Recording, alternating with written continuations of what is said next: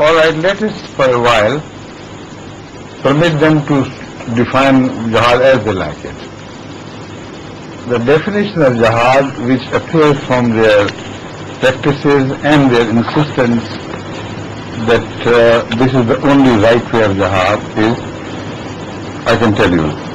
Number one, if there is a Muslim sect whom you believe to have deviated from the Islam path of Islam, start killing them, and this is jihad. It's one part of jihad.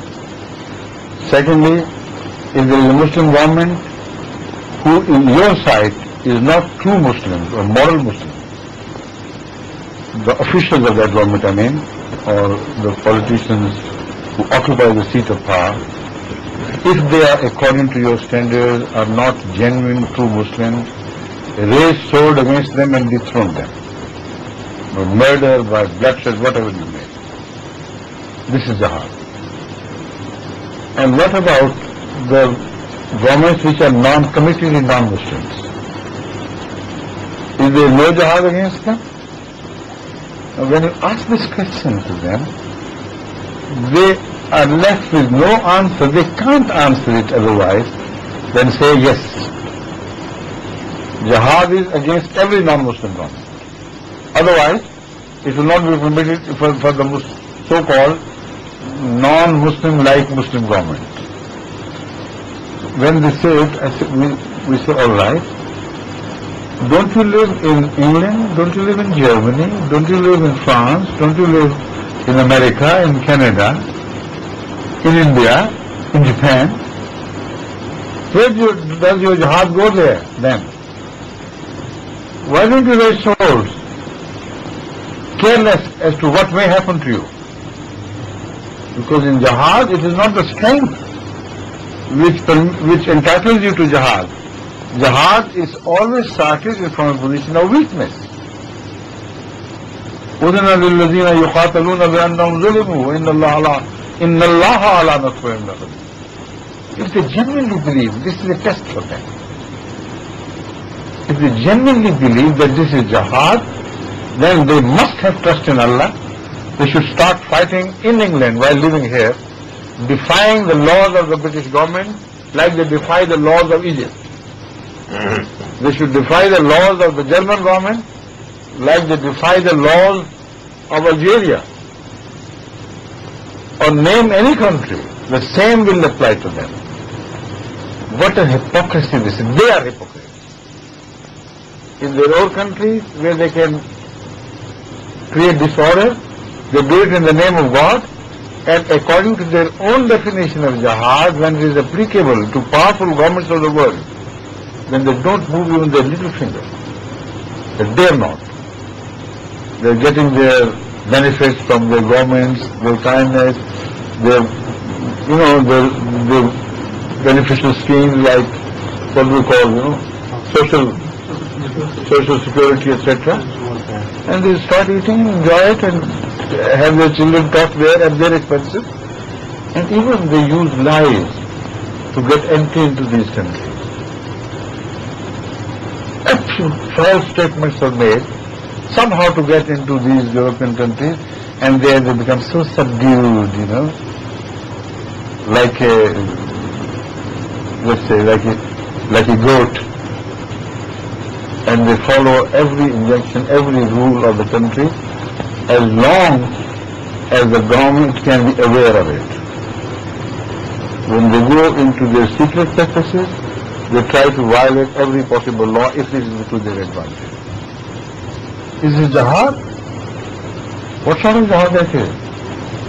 It means that they are only talking of jihad for their ulterior motives, to have some political gains to be achieved, to be obtained.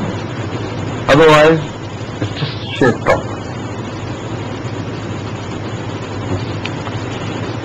لو أننا قلنا لهم ما هو تعريفكم أنتم للجهاد، فإن تعريفهم للجهاد هو أنه إذا كان هناك جماعة مسلمة أو شخص مسلم نحكم عليه بأنه غير مسلم طبقا لمعاييرنا نحن فنبيح قتله، أو أن هناك حكومة غير مسلمة في رأينا لأن رؤسائها منافقين أو غير ذلك في نظرنا نحن، فإننا نقضي عليهم ونضع لهم القنابل ونثير ضدهم القلاقل. جيد، إذا كان هذا هو رأيكم في هذا النوع من الجهاد، فهل هذا النوع من الجهاد لا يستخدم إلا مع الحكومات التي تنتسب إلى الإسلام؟ ألا يستخدم أيضا مع الحكومات غير الإسلامية صراحة؟ فلا مفر لهم من أن يقولوا نعم، لأن هذا الجهاد ليس خاصا بالمسلمين، وإنما الجهاد القرآني ضد غير المسلمين. يقول أمير المؤمنين: إذن لو كانوا هم صادقين في جهادهم، هم يعيشون ويدخلون بلاد غير إسلامية مثل بريطانيا وألمانيا وبلاد أوروبا والهند وأمريكا، ويدخلون إلى هذه البلاد ويعيشون فيها بالآلاف، فلماذا لا يجاهدون هذا الجهاد مع هذه الدول القوية كما يفعلون مع الدول الأخرى؟ طبعا هم لا يستطيعون، لأنهم يدخلون هذه البلاد طلبا للمصالح والمنافع، بل إنهم يتحولون إلى حيوانات وديعة أليفة.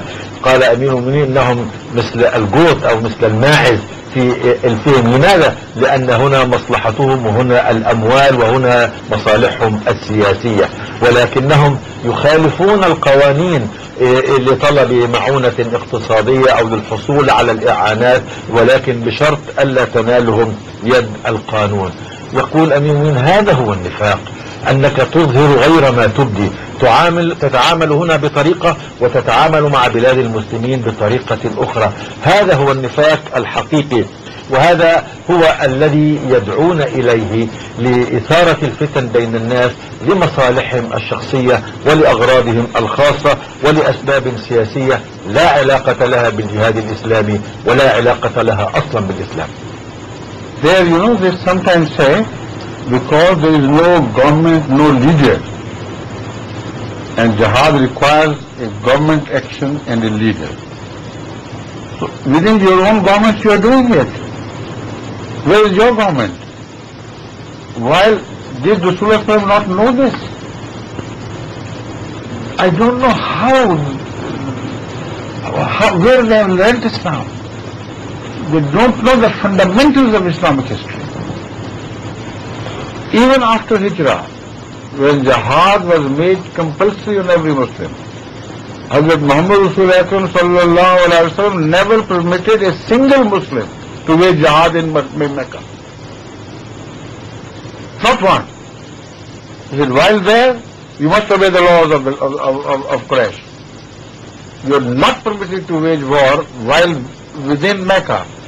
So some Muslims had to migrate and form posts somewhere a few miles or 100 miles away, and then they started the war against the Quraysh of Mecca. Not a single exception can be found from Islamic history. The Rasulullah said, all right, go there or remain in Mecca and wage the war. Hijrah is essential first. Be honest about it. If you must consider a government to be a false, un-Islamic government, get out of the domain first. Then fight it out if you can. أحيانا يقولون أن الجهاد مع الخارج أو مع الدول الخارجية يحتاج إلى حكومة وإلى إمام. يقول الحضور: إنكم تفعلون ذلك في بلادكم وليست لكم حكومة وليست لكم إمام. هل النبي صلى الله عليه وسلم لا يعرف هذه القواعد؟ أين تعلمتم الإسلام؟ من أين جئتم بهذه التعاليم؟ إن النبي صلى الله عليه وسلم وهو في مكة 13 سنة لم يرفع السيف ولم يقم بهذا الجهاد مع قريش. لم يقم بهذا الجهاد مع قريش. ولما أصبحت له حكومة في المدينة لم يسمح لمسلم واحد من الموجودين في المدينة أن يقوم بهذا في مكة، أن يقوم بهذا الجهاد ضد أهله. وكان إذا أراد أحد أن يقوم بهذا النوع من الجهاد كان يطلب منه أولا أن يهاجر، فالهجرة هي الأول، أن يغادر مكة ويخرج من نطاق حكومتها ثم يتخذ له موقعا ويبدأ بعد ذلك الجهاد من الخارج.